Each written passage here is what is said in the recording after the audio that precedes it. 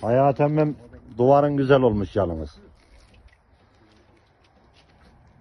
Duvar kapandı gitsin. Elini kaldı. Beğenmiş şeyler. Eyvallah baba. İnşallah bir de sana yaparız.